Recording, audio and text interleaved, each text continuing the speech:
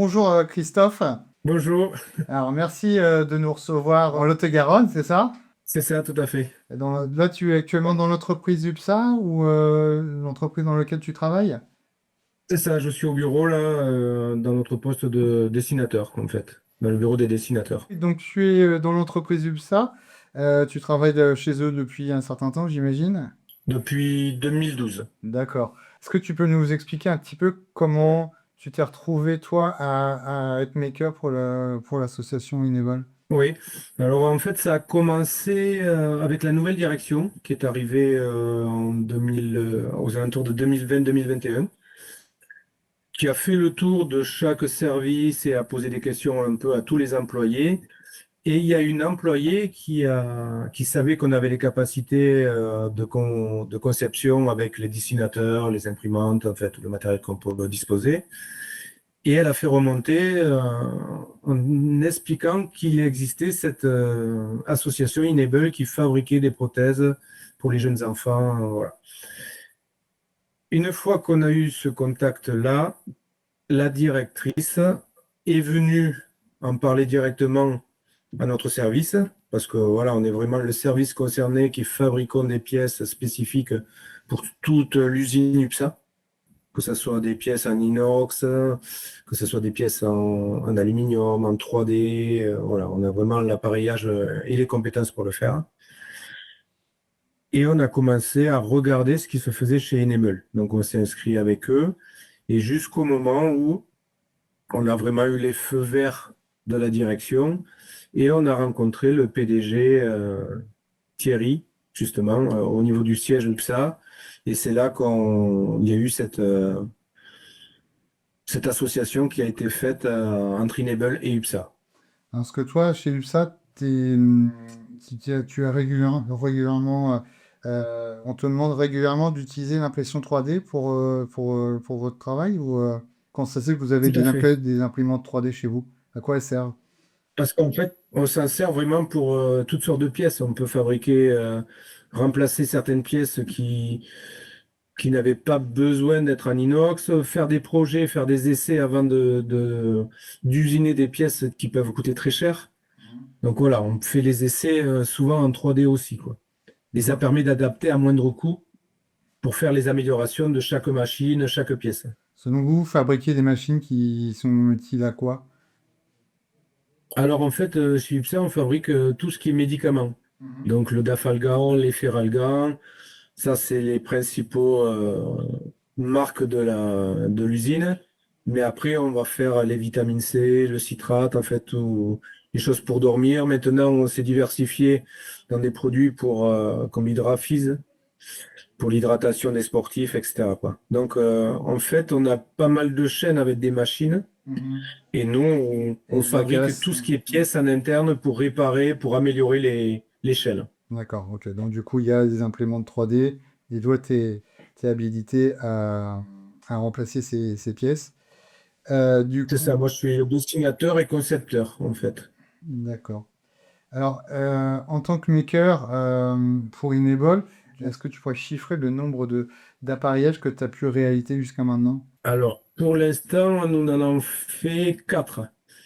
D'accord. Et justement, le premier appareillage qu'on a fait est devenu trop petit. Donc là, on est en train de réimprimer Uhum. avec une taille au-dessus. Oui, donc j'imagine Parce que qu'on essaye de garder c'était quand pour même un un enfant. suivi. Hmm. On essaye vraiment de garder le suivi. C'est plus intéressant que de faire une prothèse et voilà, de plus revoir les enfants. Là, vu qu'elle a grandi, c'était la petite Morgane. On Mhm. est en train de lui faire une prothèse plus adaptée à sa taille, quoi. Alors, adapté à sa taille, et est-ce que adapté à ses goûts, quelles étaient les couleurs ou les peut-être logos qu'il pouvait y avoir sur son appareillage, le premier, le tout premier? Alors le tout premier, elle était plutôt girly, donc elle voulait un appareillage plutôt arc-en-ciel. Mhm. Donc avec un doigt de chaque couleur. Il y avait son prénom sur l'appareillage et il y avait un cœur au milieu aussi, Mhm. gravé. Voilà, c'est ce qu'elle nous avait demandé, donc on y avait fait dans ce sens-là. Et aujourd'hui, elle a quel Et la âge? deuxième, alors aujourd'hui elle a 7 ans, donc D'accord. elle est un peu plus grande, ça fait 2 ans. Et aujourd'hui, elle a demandé toujours une main arc-en-ciel, mais avec des couleurs différentes pour les doigts et pour la main. D'accord, ouais, on reste toujours sur sur la même base Voilà, artistique. tout à fait. Celle-là, elle reste sur les mêmes goûts, mais avec des couleurs un peu différentes. Alors, sur les quatre appareillages que tu as pu réaliser, est-ce il y en a une qui t'a posé plus de problèmes ou techniquement? Alors, techniquement, celle qui pose souvent le plus de problèmes, alors la première, par exemple, c'était une main, et à partir du deuxième enfant, ça a été un bras. Mhm. Donc, techniquement, on avait des modèles qui avaient été donnés par Enable, d'autres makers qui avaient fabriqué, qui avaient donné un open source, sauf que c'était pas toujours adapté au matériel que nous, on utilise, donc il a fallu reprendre tout de A à Z, quoi. Et du coup, le fait aussi que ce soit un bras, j'imagine, c'est des pièces supplémentaires à produire, donc ça prend certainement C'est beaucoup plus ça. de temps. Alors, ça prend un peu plus de temps, mais c'est surtout dans la conception, parce qu'il faut vraiment réaliser des prothèses qui soient hyper légères, parce que voilà, ça reste des enfants, et quelque chose qui est fonctionnel. Si on fait quelque chose qui est beau, mais qui fonctionne pas, c'est souvent ce qui est fait d'ailleurs par la sécurité sociale, etc. On leur offre des prothèses qui sont lourdes, qui sont pas toujours adéquates, et du coup, ils les mettent pas. Mhm. Donc, l'objectif, c'est qu'ils puissent les utiliser quand même. Donc, il y a beaucoup de recherches par rapport à ça, et même si ça fait que quelques années, je crois que c'est depuis 2022 vraiment qu'on commence à fabriquer, on essaye tous les ans de renouveler, de changer le système, de l'améliorer, quoi. Et alors, tu dis 2022, donc quatre apparillages, donc enfin, un appareillage pour le moment par an. Euh, Quasiment. Est-ce que toi, tu as eu l'occasion de délivrer ces apparillages directement aux personnes concernées? Alors, nous, on les livre toujours. En fait, on a deux passages chez les personnes. La première, c'est la mise en contact, en relation. On présente l'entreprise, on présente ce qu'on fait. On en profite pour prendre des mesures de chaque enfant, parce que chaque enfant est différent. Des mesures, on leur demande ce qu'ils veulent. Et ensuite, une fois qu'on est parti, qu'on a commencé la conception, la fabrication, on revient livrer à ce moment-là et on adapte la prothèse parce que souvent, il y a des petites adaptations à faire le jour même, quoi. Très bien. Est-ce que est-ce que tu ressens des valeurs identiques entre UPSA et Enable? Ah oui, oui, tout à fait. C'est vrai qu'UPSA est une entreprise familiale qui maintenant on vient de fêter nos 90 ans, donc qui part de vraiment une conception familiale. On est toujours dans l'entraide, alors des patients ou des personnes. Et Enable, on a retrouvé le même sens. Ils sont là pour mettre en relation justement ces familles et les makers pour améliorer j'ai envie de dire, la vie des enfants, quoi. Alors, il y a le côté technique, mais c'est surtout le côté social que ça amène, ce genre de prothèse. Les enfants, souvent, surtout la première petite à qui on a fait la main, elle était victime de harcèlement par rapport à son handicap. Et une fois qu'elle amène sa nouvelle prothèse, ça change complètement ce côté relationnel avec les autres camarades et la vision qu'ont les enfants. Hmm. Ouais. C'est ce qu'on dit souvent, c'est qu'il y a, du coup, elle a un petit truc en plus et pas en moins, en fait. Ben, ça. Et c'est ça. Et puis ça devient un côté ludique, super-héros. Voilà, il y a vraiment ce côté fédérateur entre les enfants, quoi, au lieu d'avoir des moqueries. Est-ce que justement, le travail entre UPSA et Enable a apporté à UPSA une autre vision aussi du travail? Alors au départ, c'est resté très, pas confidentiel, mais il n'y a pas eu vraiment de grosses informations par rapport à ça. En fait, la direction était très impliquée et voulait s'impliquer justement dans l'association et dans la fabrication des prothèses, mais sans forcément communiquer beaucoup au départ avec ça. C'était vraiment quelque chose qui lui tenait à cœur, mais elle voulait pas s'en servir de publicité non plus, quoi. Hmm. Et après, on a commencé à communiquer à partir du deuxième ou troisième enfant.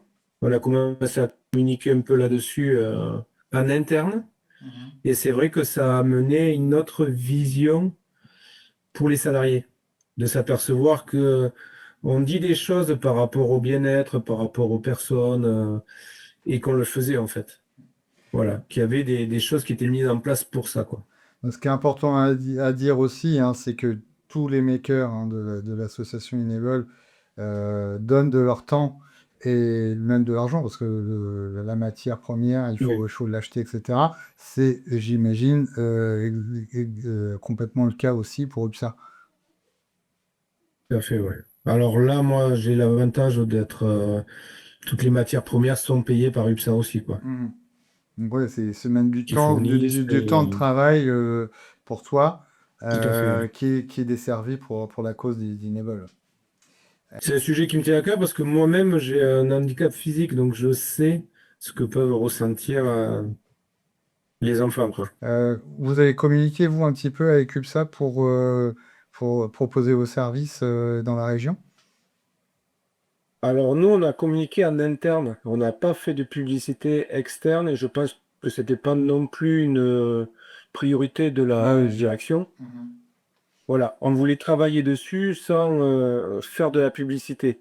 Après, je pense que ce serait très très bien de le faire connaître un peu plus et justement avec que Enable puisse communiquer peut-être un peu plus autour de chaque projet et de ce qui pourrait être fait, quoi. Ouais, d'ailleurs, c'est ce qui est fait notamment à travers ces interviews pour toucher un plus large public et, voilà, et toucher les personnes atteintes d'agénésie. Alors, on parle d'agénésie, mais Enable s'est développé aussi pour les autres handicaps.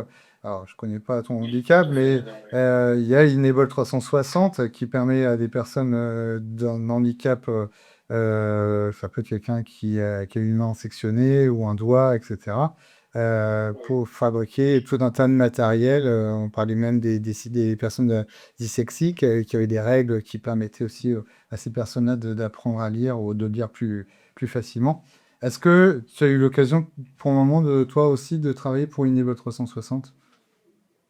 Alors non, pour l'instant, on n'a pas travaillé pour Enable 360, mais s'il fallait, on peut tout à fait le faire parce qu'on a toutes les fonctions et capacités à le faire. Voilà. Mhm.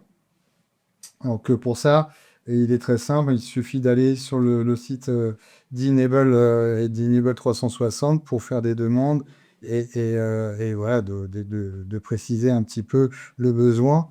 Il y a donc un paquet de makers qui sont un plaisir de pouvoir réaliser ces pièces.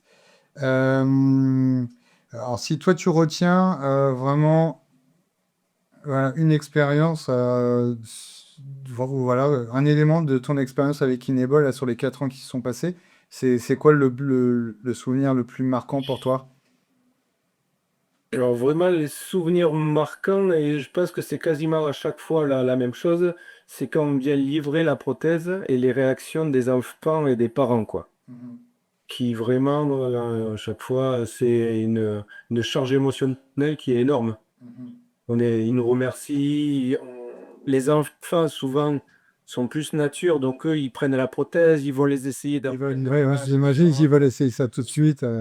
Voilà, ils essayent d'attraper de suite des choses, des objets avec. Après, ils les mettent pour aller faire du vélo. On a Ouais. voilà, quelques expériences par rapport à ça. Ouais, là, le vélo revient Et quand même assez souvent, l'émotion hein. postérieure. Oui, ben, ils adorent, oui. Alors souvent, ils font du vélo sans prothèse, mais on essaye d'adapter. Et moi, j'essaie d'adapter des prothèses pour qu'ils puissent s'accrocher sur le vélo, se sortir facilement et avoir un confort. Mm. Oui, et puis Mais voilà, on le sait maintenant à travers les témoignages, par exemple, de Barbara, que faire du vélo aussi, avec des positions inadaptées, etc., sur du long terme, c'est pas bon. Et que voilà, si l'Enable peut permettre de faire du vélo sans s'abîmer la colonne vertébrale, bon, c'est un exemple, hein, mais c'est ça, ça reste. C'est ça. Ils trouvent une stabilité parce que souvent, ils peuvent pas s'accrocher avec la main, voilà, qui est pas formée. Donc, c'est des contraintes. Ils sont soit sur une main, soit ils fatiguent de plus facilement, ou ils se blessent aussi. Du coup, le fait d'avoir une main ou un bras, ils peuvent rester accrochés sur le guidon et avoir une meilleure stabilité aussi, quoi. Ok, bah, l'interview touche à sa fin. Est-ce que tu aurais un message à transmettre aux gens qui nous écoutent, atteints d'agénésie ou non, hein, d'ailleurs, voilà, le but du jeu, c'est de répandre l'information au maximum pour justement ça touche les personnes directement. Mais voilà, est-ce que tu aurais quelque chose à transmettre?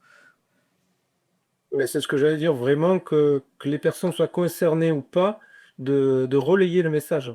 Voilà, plus les gens seront au courant de cette association, de ce qui peut être fait, et plus on pourra aider d'enfants, de personnes dans leur quotidien, dans le développement, quoi. Donc ne pas hésiter à relayer le message d'Enable un maximum à son entourage et autour de nous, quoi. Dans chaque réseau social, Mhm.